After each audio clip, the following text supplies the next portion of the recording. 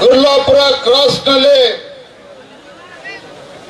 ರೈತರನ್ನು ಪ್ರತಿಭಟನೆ ಮಾಡ್ತಾ ಇದ್ರು. ಆ ಸಂದರ್ಭದಲ್ಲಿ ನನಗೆ ಬೆಳಗಾವಿ ಜಿಲ್ಲೆ ಅಧ್ಯಕ್ಷ ಇರ್ತಕ್ಕಂಥ ಸುಭಾಷ್ ಪಾಟೀಲ್ ರವರು, ನಮ್ಮ ರಾಜ್ಯಸಭಾ ಎಂಪಿ ಅವರು, ನಮ್ಮ ಎಲ್ಲ ಪಕ್ಷದ ಮುಖಂಡರು ಕಬ್ಬು ಬೆಳೆಗಾರರು ಬೀದಿಗಿಳಿದು ಹೋರಾಟ ಮಾಡ್ತಾ ಇದ್ದಾರೆ. ಆ ಹೋರಾಟಕ್ಕೆ ತಾವು ಬರಬೇಕು ಅಂತೇಳಿ ಮೊನ್ನೆ ದಿನ ನನಗೆ ದೂರವಾಣಿ ಕರೆ ಮಾಡಿ ತಿಳಿಸಿದ್ರು. ತತ್ಕ್ಷಣ ನಾನು ಕೂಡ ತೀರ್ಮಾನ ಮಾಡಿ ನಾನು ಇವತ್ತು ತಮ್ಮ ಹೋರಾಟದ ಜೊತೆ ನಾವು ಕೂಡ ಇರಬೇಕು ಅಂತ ನಾನು ಬಂದಿದ್ದೇನೆ. ನಾನು ಮೊದಲದಾಗಿ ಒಂದು ಮಾತನ್ನ ಹೇಳ್ತೇನೆ. ನಾನು ಇವತ್ತು ನಮ್ಮ ಕಬ್ಬು ಬೆಳೆಗಾರರು ಇವತ್ತು ತಾವೇನು ಹೋರಾಟ ಮಾಡ್ತಾ ಇದ್ದೇವೆ. ನಾನಿಲ್ಲಿ ಶಿಕಾರಿಪುರ ಕ್ಷೇತ್ರದ ಶಾಸಕನಾಗಿ ಬಂದಿಲ್ಲ, ರಾಜ್ಯ ಭಾರತೀಯ ಜನತಾ ಪಾರ್ಟಿ ಅಧ್ಯಕ್ಷನಾಗಿ ಬಂದಿಲ್ಲ. ಅದರ ಬದಲಾಗಿ ಈ ನಾಡು ಕಂಡಂತ ಅಪ್ರತಿಮ ಹೋರಾಟಗಾರ, ರೈತ ನಾಯಕ ಸನ್ಮಾನ್ಯ BS ಯಡಿಯೂರಪ್ಪನವರ ಮಗನಾಗಿ ಇವತ್ತು ಹೋರಾಟಕ್ಕೆ ನಿಮ್ ಜೊತೆ ಬಂದಿದ್ದೇನೆ. ರೈತ ನಾಯಕರ ಮಗನಾಗಿ ಹೋರಾಟಕ್ಕೆ ನಾನು ಬಂದಿದ್ದೇನೆ. ನಾನು ಈ ವೇದಿಕೆ ಮೂಲಕ ರಾಜಕಾರಣವನ್ನ ಮಾತನಾಡೋದಕ್ಕೆ ಇಷ್ಟಪಡೋದಿಲ್ಲ. ಆದ್ರೆ ಹೋರಾಟಕ್ಕೆ ನಾನು ಕೂಡ ನಿಮ್ ಜೊತೆ ಧುಮುಕಿದ್ದೇನೆ ಅಂತ ಹೇಳಿದ್ರೆ,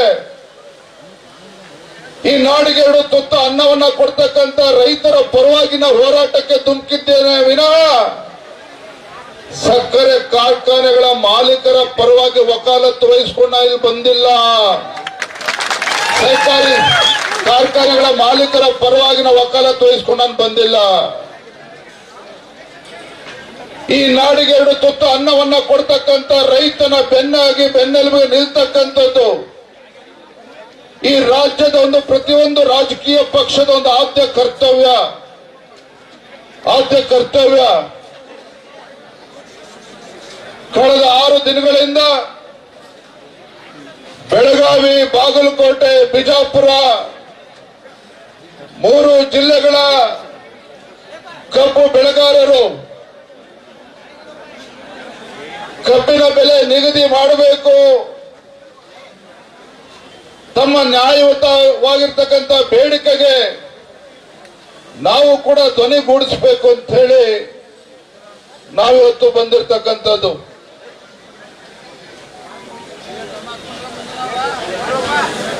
ಸ್ವಾಭಿಮಾನಕ್ಕೆ ಮತ್ತೊಂದು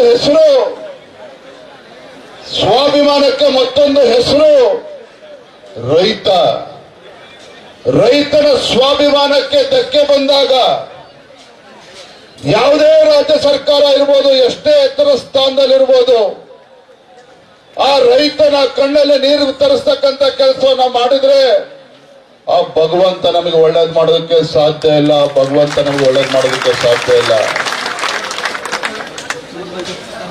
ಕಳೆದ 6 ದಿನಗಳಿಂದ ಇವತ್ತು ಕಬ್ಬು ಬೆಳೆಗಾರರು ಬೀದಿಗಿಳಿದು ಪ್ರತಿಭಟನೆ ಮಾಡ್ತಾ ಇದ್ರೆ,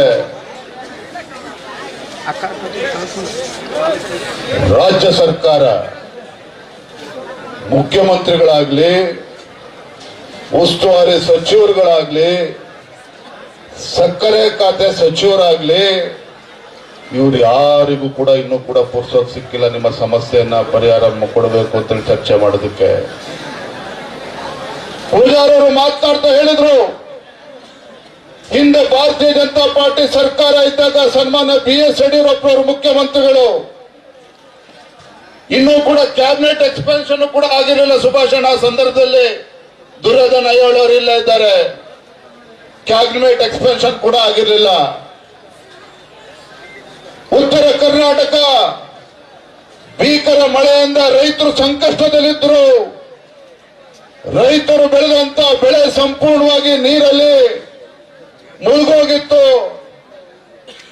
ಏನಪ್ಪ ಇದು, ಬೆಳೆದಂತ ಬೆಳೆ ಕೈಗೆ ಬಂದಂತ ತುತ್ತು ಬಾಯಿಗೆ ಬರಲಿಲ್ಲ ಅಂತ ಹೇಳಿ ರೈತರು ತಲೆ ಮೇಲೆ ಕೈ ಹೊತ್ಕೊಂಡು ಕೂತಂತ ಸಂದರ್ಭದಲ್ಲಿ ನಿಮ್ಮ ಮುಖ್ಯಮಂತ್ರಿಗಳು, ಯಡಿಯೂರಪ್ಪನವರು ಅಂದಿನ ಮುಖ್ಯಮಂತ್ರಿಗಳು ಏಕಾಂಗಿಯಾಗಿದ್ರು ಸಹ ಬೆಳಗಾವಿ ಜಿಲ್ಲೆಗೆ ಬಂದ್ರು, ಚಿಕ್ಕೋಡಿಗೆ ಬಂದ್ರು, ರಾಯಚೂರು, ಕೊಪ್ಪಳ ಎಲ್ಲ ಜಿಲ್ಲೆಗಳಿಗೂ ಕೂಡ ಬಂದ್ರು. ರೈತರ ಸಂಕಷ್ಟಕ್ಕೆ ಪರಿಹಾರವನ್ನು ನೀಡುವಂತ ಕೆಲಸವನ್ನ ಮಾಡಿದ್ರು. ಕೇಂದ್ರ ಸರ್ಕಾರ ಪರಿಹಾರ ಕೊಡ್ಲಿ ಅಂತೇಳಿ ಕಾಯ್ಕೊಂಡು ಕೂರ್ಲಿಲ್ಲ.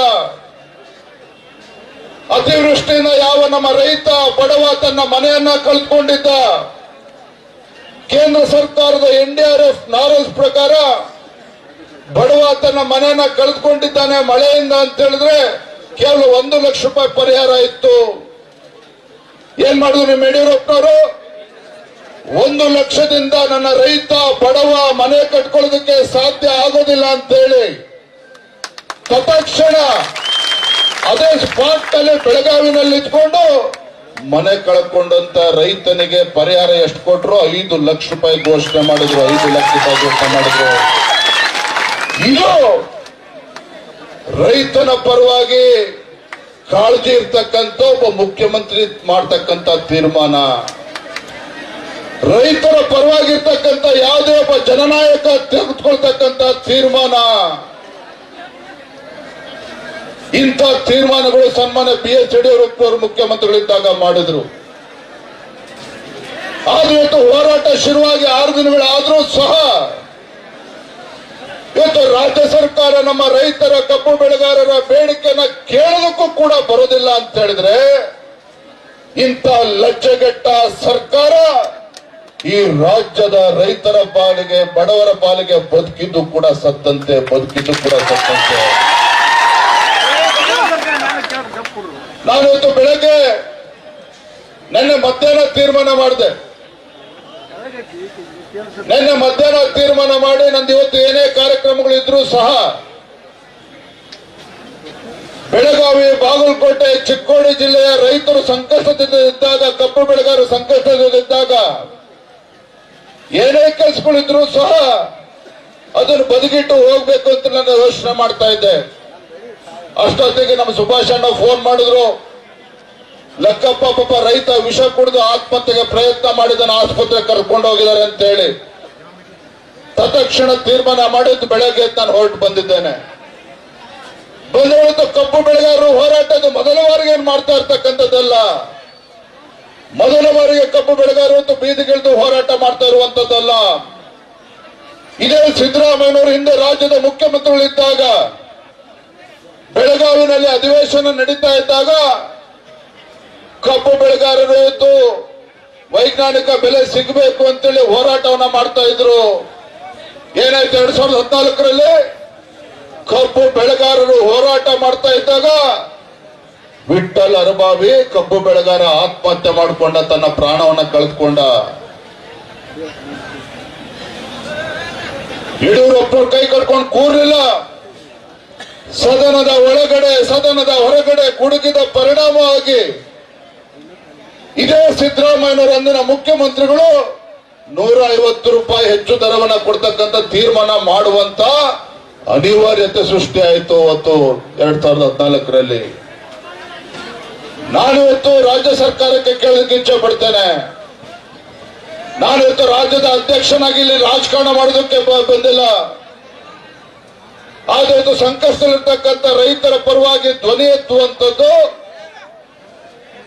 ನಮ್ಮೆಲ್ಲರ ಕರ್ತವ್ಯ ಇದೆ. ಬಂಧುಗಳೇ, ರೈತ ಅಂತ ಹೇಳಿದ್ರೆ ಆ ಜಾತಿ ಈ ಜಾತಿ ಅಲ್ಲ. ರೈತ ಅಂತ ಹೇಳಿದ್ರೆ ಆ ಪಕ್ಷ ಈ ಪಕ್ಷ ಅಂತಲ್ಲ. ರೈತ ಅಂತ ಹೇಳಿದ್ರೆ ಪಕ್ಷಾತೀತವಾಗಿ, ಜಾತ್ಯತೀತವಾಗಿ ನಿಮ್ಮ ಪರವಾಗಿ ಧ್ವನಿ ಎತ್ತಕ್ಕಂಥದ್ದು ನಮ್ಮೆಲ್ಲರ ಕರ್ತವ್ಯ. ಅದಕ್ಕೋಸ್ಕರ ನಾನು ಬಂದಿದ್ದೇನೆ.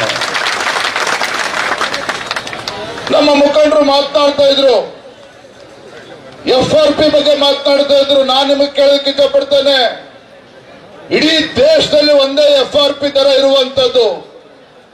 ಪಕ್ಕದ ಮಹಾರಾಷ್ಟ್ರದಲ್ಲಿ ಅಲ್ಲಿ ಕಬ್ಬು ಬೆಳೆಗಾರರಿಗೆ 3,400 ರೂಪಾಯಿಯನ್ನ ಕೊಡ್ತಾರೆ. ಇಲ್ಲೇನ್ ದಾಳಿ ಆಗಿದೆ ನಮಗಾಗಾದ್ರೆ? ಮುಖ್ಯಮಂತ್ರಿಗಳ ಕರ್ತವ್ಯ ಅಲ್ವಾ? ಇವತ್ತು ಕಬ್ಬಿನ ಸೀಸನ್ ಕಾರ್ಖಾನೆ ಪ್ರಾರಂಭ ಆಗುವ ಮುಂಚಿತವಾಗಿ ಯಾವುದೇ ಒಂದು ರಾಜ್ಯ ಸರ್ಕಾರ, ರೈತರ ಪರವಾಗಿರ್ತಕ್ಕಂಥ ರಾಜ್ಯ ಸರ್ಕಾರ ಕಾಳಜಿ ಇದ್ದಿದ್ದೇ ಆಗಿದ್ರೆ ಸೀಸನ್ ಪ್ರಾರಂಭ ಆಗುವ ಮುಂಚಿತವಾಗಿ ರೈತ ಮುಖಂಡರನ್ನ, ಕಾರ್ಖಾನೆ ಮಾಲೀಕರನ್ನ ಕೂರಿಸಿ ದರ ನಿಗದಿ ಮಾಡುವಂತ ಕೆಲಸ ಆಗ್ಬೇಕಾಗಿತ್ತು. ಹಿಂದೆ ಯಡಿಯೂರಪ್ಪ ಅವರು ಮುಖ್ಯಮಂತ್ರಿಗಳಿದ್ದಾಗ ಅದೇ ಕೆಲಸವನ್ನ ಮಾಡಿದ್ರು ಇಲ್ಲೋ? ಇದೇ ಸೀಸನ್ ಶುರುವಾಗುವ ಮುಂಚಿತವಾಗಿ ಕಾರ್ಖಾನೆ ಮಾಲೀಕರನ್ನ ರೈತರನ್ನ ಕೂರಿಸಿ ದರವನ್ನ ನಿಗದಿ ಮಾಡುವಂತ ಕೆಲಸ ಮಾಡಿದ್ರು. ಹಾಗಾಗಿ ನಾನಿವತ್ತು ಆಗ್ರಹ ಮಾಡ್ತಾ ಇದ್ದೇನೆ, ಗುರ್ಲಾಪುರ ಕ್ರಾಸ್ ನಲ್ಲಿ ಪ್ರಾರಂಭ ಆಗಿರ್ತಕ್ಕಂಥ ಈ ರೈತ ಪರ ಹೋರಾಟ ಒಂದು ಚಳುವಳಿ, ಕಬ್ಬು ಬೆಳೆಗಾರರ ಹೋರಾಟ ಇಲ್ಲಿಗೆ ಸೀಮಿತ ಆಗಿಲ್ಲ. ನೀವು ಮಾಡಿದಂತ ಹೋರಾಟದ ಪರಿಣಾಮವಾಗಿ ಬೈಲೊಂಗಲದಲ್ಲಿ ಇವತ್ತು ರೈತರು ಕಬ್ಬು ಬೆಳೆಗಾರರು ಬೀದಿಗಿಡಿದು ಹೋರಾಟ ಮಾಡ್ತಾ ಇದ್ದಾರೆ. ಗೋಕಾಕ್ನಲ್ಲಿ ಇವತ್ತು ಹೋರಾಟವನ್ನ ಪ್ರಾರಂಭ ಮಾಡಿದ್ದಾರೆ. ಹುಕ್ಕೇರಿ ರಾಯಬಾಗದಲ್ಲೂ ಕೂಡ ಹೋರಾಟವನ್ನ ಪ್ರಾರಂಭ ಮಾಡಿದ್ದಾರೆ. ಮುಧೋಳದಲ್ಲೂ ಕೂಡ ಹೋರಾಟ ಪ್ರಾರಂಭ ಆಗಿದೆ. ನನಗೆ ಗೊತ್ತಿದೆ, ಇಲ್ಲಿ ದೊಡ್ಡ ಸಂಖ್ಯೆಯಲ್ಲಿ ಕುಡ್ಚಿಯಿಂದ, ಆರುಗೆರೆಯಿಂದ, ಮುಗಳಕೋಡಿಂದ ದೊಡ್ಡ ಸಂಖ್ಯೆಯಲ್ಲಿ ರೈತರು ತಾವೆಲ್ಲರೂ ಕೂಡ ಬಂದಿದ್ದೀರಿ. ನಿಮ್ಮೆಲ್ಲರ ಹೋರಾಟದ ಪರಿಣಾಮವಾಗಿ ಇವತ್ತು ಉತ್ತರ ಕನ್ನಡ ಜಿಲ್ಲೆಯಲ್ಲೂ ಕೂಡ ರೈತರು ಇವತ್ತು ಬೀದಿಗಿಳಿದು ಹೋರಾಟವನ್ನ ಮಾಡ್ತಾ ಇದ್ದಾರೆ. ನಾನಿವತ್ತು ಈ ವೇದಿಕೆ ಮೂಲಕ ರಾಜ್ಯ ಸರ್ಕಾರಕ್ಕೆ, ರಾಜ್ಯದ ಮುಖ್ಯಮಂತ್ರಿಗಳಿಗೆ ನಾನಿವತ್ತು ಎಚ್ಚರಿಕೆಯನ್ನು ಕೊಡೋದಕ್ಕೆ ಇಚ್ಛೆ ಪಡ್ತೇನೆ. ಮಾನ್ಯ ಮುಖ್ಯಮಂತ್ರಿಗಳೇ, ಮಾನ್ಯ ಸಕ್ಕರೆ ಖಾತೆ ಸಚಿವರು, ಹಾಗೇನೆ ನಮ್ಮ ಉಸ್ತುವಾರಿ ಸಚಿವರುಗಳು ತಾವೇನಿದ್ದೀರಿ, ಈಗ ಸಮಯ 1 ಗಂಟೆ 10 ನಿಮಿಷ ಆಗಿದೆ. ನಮ್ಮ ಪೂಜಾರ್ ಅವರು ಮಾತನಾಡ್ತಾ ಹೇಳಿದ್ರು, ರಾಜ್ಯದ ಅಧ್ಯಕ್ಷರು 3-4 ತಾಸು ಇಲ್ಲಿ ಇರಬೇಕು, ಇಲ್ಲಿದ್ದು ರೈತರ ಹೋರಾಟಕ್ಕೆ ಬೆಂಬಲವನ್ನು ಕೊಡಬೇಕು, ಪರಿಹಾರವನ್ನು ಕೂಡ ಕೊಡಬೇಕು ಅನ್ನೋ ಮಾತನ್ನು ಹೇಳಿದ್ದಾರೆ. ನಾನೊಂದು ಮಾತನ್ನೇ ಸಂದರ್ಭ ಹೇಳ್ತಾ ಇದ್ದೇನೆ, ರಾಜ್ಯದ ಮುಖ್ಯಮಂತ್ರಿಗಳಿಗೆ ನಮ್ಮ ಮಾಧ್ಯಮದ ಸ್ನೇಹಿತರದ ಮೂಲಕ ಗೌರವಾನ್ವಿತ ರಾಜ್ಯದ ಮುಖ್ಯಮಂತ್ರಿಗಳಿಗೆ ಸಂದರ್ಭ ಹೇಳಲಿಕ್ಕೆ ಇಚ್ಛೆ ಪಡ್ತೇನೆ. ಕಬ್ಬು ಬೆಳೆಗಾರರ ಹೋರಾಟವನ್ನ ಬಹಳ ಗಮನ ಇಟ್ಟು ತಾವು ಗಮನಿಸಬೇಕಾಗಿದೆ. ಕಬ್ಬು ಬೆಳೆಗಾರರ ನ್ಯಾಯಯುತವಾಗಿರ್ತಕ್ಕಂಥ ಬೇಡಿಕೆ ನೀವು ಈಡೇರಿಸಲೇಬೇಕಾದಂತ ಕರ್ತವ್ಯ ರಾಜ್ಯ ಸರ್ಕಾರದಿದೆ. ತಾವು ಮುಂದಾಳತ್ವವನ್ನು ವಹಿಸಿ ಇವತ್ತು ಏನು ಇವತ್ತು ಸೌಕರ್ಯಗಳೇನಿದ್ದಾರೆ ಅವನ್ನೆಲ್ಲ ಕೂರಿಸಿ ರೈತರಿಗೆ ಸರಿಯಾದ ರೀತಿ ಕಬ್ಬು ಬೆಳೆಗಾರ ಬೇಡಿಕೆ ಸರಿಯಾದ ರೀತಿ ಉತ್ತರವನ್ನು ಕಂಡುಕೊಳ್ತಕ್ಕಂಥ ಕೆಲಸವನ್ನ ಮಾಡಿ ನಾನು ಆಗ್ರಹ ಮಾಡ್ತಾ ಇದ್ದೇನೆ. ಮಾನ್ಯ ಮುಖ್ಯಮಂತ್ರಿಗಳೇ, ಈಗ ಸಮಯ 1 ಗಂಟೆ 10 ನಿಮಿಷ ಆಗಿದೆ. ಸಮಯ 1 ಗಂಟೆ 10 ನಿಮಿಷ ಆಗಿದೆ. ಸಂಜೆ 5 ಗಂಟೆ ಒಳಗಾಗಿ ಅಧಿಕಾರಿಗಳು ಬರ್ತಾರೋ, ಉಸ್ತುವಾರಿ ಸಚಿವರು ಬರ್ತಾರೋ, ಸಕ್ಕರೆ ಸಚಿವರು ಬರ್ತಾರೋ ಅಥವಾ ಮುಖ್ಯಮಂತ್ರಿಗಳು ಎಲ್ಲಿ ಬರ್ತಾರೋ ನನಗೆ ಗೊತ್ತಿಲ್ಲ. ಕಬ್ಬು ಬೆಳೆಗಾರರ ನ್ಯಾಯಸಮ್ಮತ ಬೇಡಿಕೆಯನ್ನ ಈಡೇರಿಸುವವರೆಗೂ ಸಹ ನಾವಿಲ್ಲಿ ಎದ್ದೇಳೋದಿಲ್ಲ. ಅಷ್ಟೇ ಅಲ್ಲ, ನಾಳೆ ದಿನ ನಮ್ಮ ಮುಖಂಡರು ಮಾತನಾಡಿದ್ರು, ಅಣ್ಣ ನಾಳೆ ನೀವು ಹುಡುಗಪ್ಪ ಇದೆ ಬೆಂಗಳೂರಿಗೆ ಹೋಗಿ ಬಹಳ ಜನ ಬರ್ತಾರೆ ಅಂತೇಳಿ. ರೈತರು ಬೀದಿಗಿಳಿದು ಹೋರಾಟ ಮಾಡ್ತಾ ಇರುವಾಗ, ಕಬ್ಬು ಬೆಳೆಗಾರರು ಬೀದಿಗಿಳಿದು ಹೋರಾಟ ಮಾಡುವಾಗ ನಿಮ್ಮ ವಿಜಯೇಂದ್ರ ಬೆಂಗಳೂರಲ್ಲಿ ಕುತ್ಕೊಂಡು ಹುಟ್ಟುಹಬ್ಬ ಆಚರಣೆ ಮಾಡುವಂತ ಪ್ರಶ್ನೆ ಇಲ್ಲ. ನಾನು ಕೂಡ ಇಲ್ಲೇ ಇರ್ತೇನೆ. ನಾಳೆನೂ ಕೂಡ ನಮ್ಮ ಕಬ್ಬು ಬೆಳೆಗಾರರು ಹೋರಾಟಗಾರರು ತಾವೇನಿದ್ದೀರಿ, ನಾಳೆನೂ ಕೂಡ ಇಲ್ಲಿ ಇದ್ದು ನಮ್ಮ ರೈತರ ಸಮಸ್ಯೆಗೆ ಪರಿಹಾರ ಸಿಗಬೇಕು. ಆ ನಿಟ್ಟಲ್ಲಿ ನಾಳೆನೂ ಕೂಡ ಮುಖ್ಯದಲ್ಲಿರ್ತೇನೆ. ನೀವು ಯಾವುದಕ್ಕೂ ಕೂಡ ನಾ ಒಂದ್ ಮಾತನ್ನು ಹೇಳ್ತೇನೆ, ಮತ್ತೊಮ್ಮೆ ನಾನು ಮತ್ತೆ ಹೇಳ್ತೇನೆ, ನಾನು ಯಡಿಯೂರಪ್ಪನವ್ರ ಮಗ ಆಗಿ ಬಂದಿದ್ದೇನೆ. ಇಲ್ಲೇನೋ ನಿಮ್ ಚಪ್ಪಾಳೆ ಗಿಟ್ಟಿಸ್ಕೊಂಡು ಶಬಾಷ್ಗಿರಿ ತೆಗೆದುಕೊಂಡು ಹೋಗಕ್ ನಾನು ಬಂದಿಲ್ಲ. ಇವತ್ತು ಯಡಿಯೂರಪ್ಪ ಗುಡುಗಿದರೆ ವಿಧಾನಸೌಧ ನಡುಗುವುದು ಅಂತ ಹೇಳ್ತಾ ಇದ್ರು. ಯಡಿಯೂರಪ್ಪ ಗುಡುಗಿದರೆ ವಿಧಾನಸೌಧ ನಡುಗುವುದು ಅಂತ ಹೇಳ್ತಾ ಇದ್ರು. ಆದ್ರೂ ಇವತ್ತು ಹೇಳ್ತಾ ಇದ್ದೇನೆ, ಇವತ್ತು ಬೀದಿಗಿಳಿದು ನಮ್ಮ ಕಬ್ಬು ಬೆಳೆಗಾರರೇನು ಹೋರಾಟ ಮಾಡ್ತಾ ಇದ್ದಾರೆ. ಈ ಹೋರಾಟದ ಕಿಚ್ಚು ಇಲ್ಲಿಗೆ ಆರಿಸ್ತಕ್ಕಂಥ ಕೆಲಸವನ್ನ ರಾಜ್ಯ ಸರ್ಕಾರ ಮಾಡಲಿಲ್ಲ ಅಂತ ಹೇಳಿದ್ರೆ ಇಡೀ ರಾಜ್ಯಕ್ಕೆ, ಈ ರೈತರ ಕಿಚ್ಚು ಇಡೀ ರಾಜ್ಯಕ್ಕೆ ಹರಡ್ತದೆ. ಅದಕ್ಕೆ ಮುಂಚಿತವಾಗಿ ರಾಜ್ಯ ಸರ್ಕಾರ ಎಚ್ಚೆತ್ತುಕೊಳ್ಬೇಕು ಅನ್ನೋ ಆಗ್ರಹವನ್ನ ಈ ಸಂದರ್ಭದಲ್ಲಿ ಮಾಡ್ತಾ, ನಿಮ್ಮ ಹೋರಾಟ ಇವತ್ತು ನ್ಯಾಯಬದ್ಧವಾಗಿದೆ. ನಿಮ್ಮ ಹೋರಾಟಕ್ಕೆ ಜಯ ಸಿಕ್ಕೇ ಸಿಗ್ತದೆ. ಯಾರು ಕೂಡ ಅಂಜುವಂತ ಪ್ರಶ್ನೆ ಇಲ್ಲ ಅನ್ನೋ ಮಾತನ್ನ ಈ ಸಂದರ್ಭದಲ್ಲಿ ಹೇಳ್ತಾ, ಇವತ್ತು ನಾನು ಕೂಡ ಸಂಜೆ 5 ಗಂಟೆ ತನಕ ಗಡುವನ್ನ ನೀಡಿದ್ದೇನೆ. ಮತ್ತೊಮ್ಮೆ ಹೇಳ್ತೇನೆ, ಉಸ್ತುವಾರಿ ಸಚಿವರಲ್ಲಿ ಇವತ್ತು ರೈತರು ಇವತ್ತು ಯಾವುದೇ ಅಹಂಕಾರ ಇಲ್ಲ. ರೈತರು ಯಾವುದೇ ಸೊಕ್ಕಿನಿಂದ ಇವತ್ತು ಇಲ್ಲಿ ಕೂತಿರ್ತಕ್ಕಂಥದ್ದಲ್ಲ. ರೈತರು ತಮ್ಮ ಹೊಟ್ಟೆ ಪಾಡು. ಇವತ್ತು ಸಾಹುಕಾರರು ಒಳ್ಳೆ ಆರಾಮಾಗಿರ್ಲಿ, ನಮ್ದೇನು ತಕರಾರಿಲ್ಲ. ಆದ್ರೆ ಅವ್ರು ಆರಾಮಾಗಿರ್ಬೇಕು ಅಂತೇಳಿ ನಮ್ಮ ರೈತರು ಕೂಡ ಆರಾಮಾಗಿರ್ಬೇಕು. ಅವರು ಕೂಡ 2 ತುತ್ತು ಅನ್ನವನ್ನ ನೆಮ್ಮದಿಯಿಂದ ತಿನ್ನುವಂತ ದಿನಗಳು ಬರಬೇಕು. ಹಾಗಾಗಿ ಮತ್ತೊಮ್ಮೆ ಹೇಳ್ತಾನೆ, ಸಂಜೆ 5 ಗಂಟೆ ಒಳಗಾಗಿ ಸರ್ಕಾರ ಯಾವ್ದಾದ್ರು ಒಂದು ತೀರ್ಮಾನಕ್ಕೆ ಬರಬೇಕಾಗ್ತದೆ. ಇಲ್ಲ ನಾಳೆನೂ ಕೂಡ ನಿಮ್ ಜೊತೆ ಹೋರಾಟದಲ್ಲಿ ಇರ್ತೇನೆ ಅನ್ನೋ ಮಾತನ್ನ ಸಂದರ್ಭ ಹೇಳ್ತಾ ನಮ್ಮ ಹೋರಾಟಕ್ಕೆ ಜಯವಾಗಲಿ ಅಂತ ಹೇಳಿ ನನ್ನ ಮಾತನ್ನು ಮುಗಿಸ್ತಾ ಇದ್ದೇನೆ. ಬಲೋ ಭಾರತ್ ಮಾತಾ ಕಿ, ಬಲೋ ಭಾರತ್ ಮಾತಾ ಕಿ.